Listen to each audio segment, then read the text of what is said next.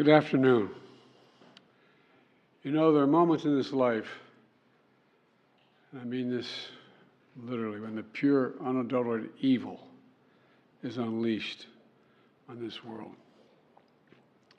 The people of Israel lived through one such moment this weekend. The bloody hands of the terrorist organization Hamas, a group whose stated purpose for being is to kill Jews. This was an act of sheer evil. More than 1,000 civilians slaughtered, not just killed, slaughtered in Israel. Among them, at least 14 American citizens killed.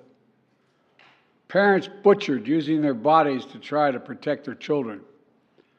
Stomach-turning reports of babies being killed. Entire families slain. Young people massacred while attending a musical festival to celebrate peace. Women raped, assaulted, paraded as trophies. Families hid their fear for hours and hours, desperately trying to keep their children quiet to avoid drawing attention. And thousands of wounded, alive but carrying with them the bullet holes and the shrapnel wounds and the memory of what they endured. You all know these traumas never go away. There's still so many families desperately waiting to hear the fate of their loved ones, not knowing if they're alive or dead or hostages. Infants in their mother's arms, grandparents in wheelchairs, Holocaust survivors abducted and held hostage.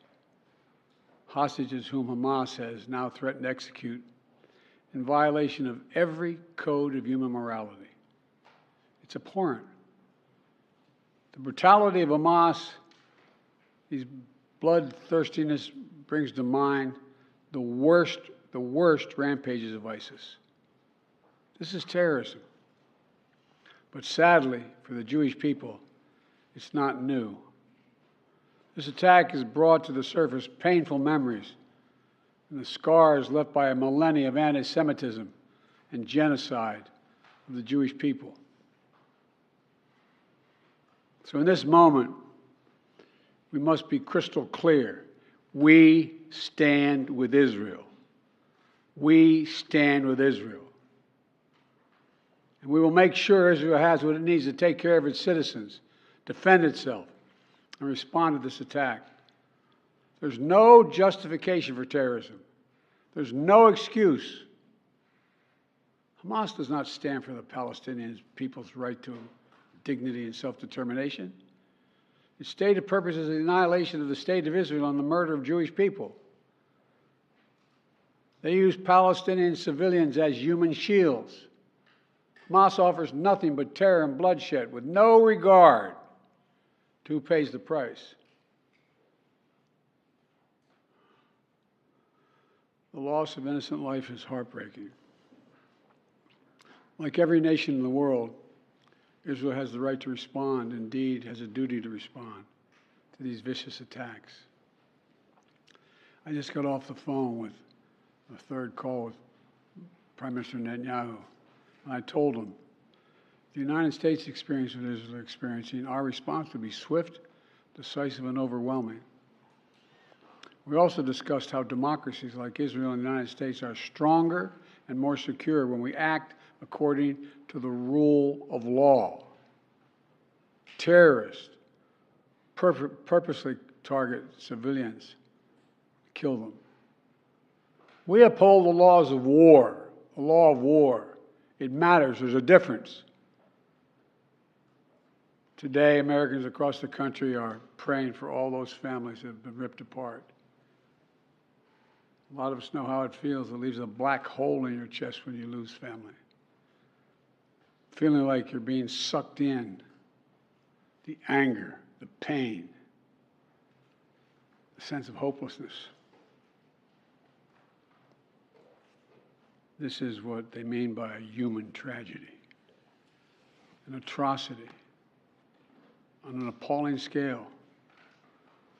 We're going to continue to stand united, supporting the people of Israel who are suffering unspeakable losses and opposing the hatred and violence of terrorism. My team has been in near constant communication with our Israeli partners and partners all across the region and the world from the moment this crisis began.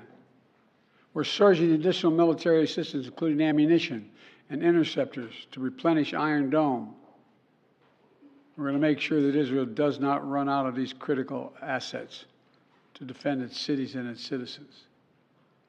My administration has consulted closely with Congress throughout this crisis.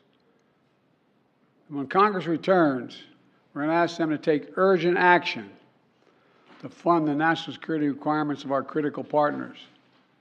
This is not about party or politics. This is about the security of our world, the security of the United States of America. We now know that American citizens are among those being held by Hamas.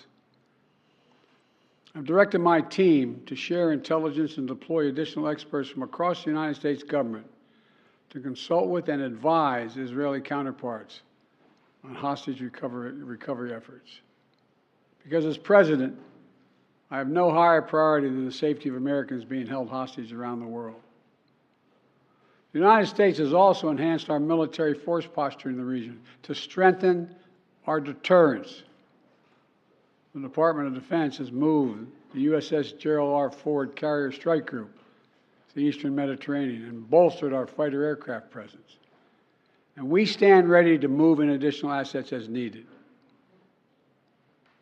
Let me say again, to any country, any organization, anyone thinking of taking advantage of this situation, I have one word: don't. Don't.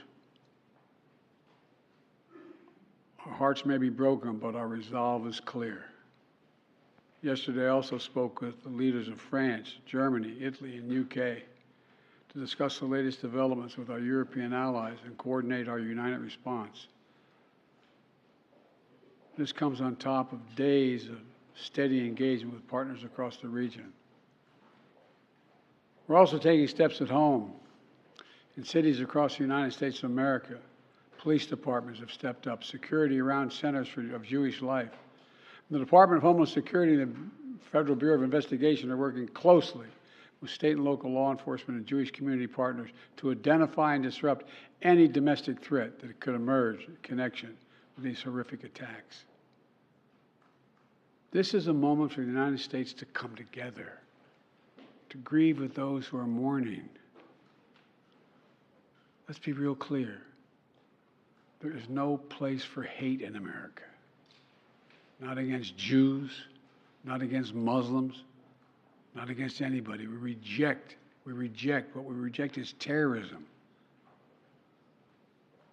We condemn the indiscriminate evil, just as we've always done. That's what America stands for. You know, just over 50 years ago, I was thinking about it this morning, talking to the Secretary of State, the Vice President in my office. Over 50 years ago, as a young senator, I visited Israel for the first time as a newly elected senator.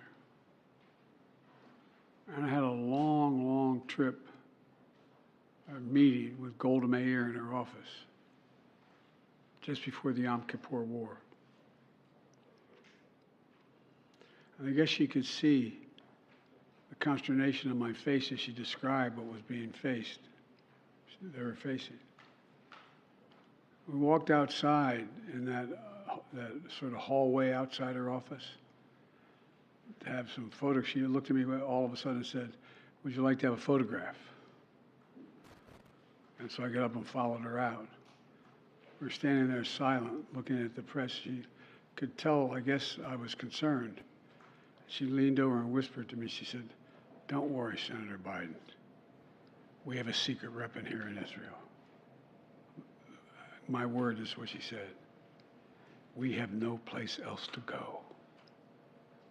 We have no place else to go. For 75 years, Israel has stood as the ultimate guarantor of the security of Jewish people around the world, so that the atrocities of the past could never happen again. And let there be no doubt, the United States has Israel's back. We will make sure the Jewish and democratic state of Israel can defend itself today, tomorrow, as we always have. It's as simple as that. These atrocities have been sickening. We're with Israel. Let's make no mistake. Thank you. Mr. President, what was your reaction?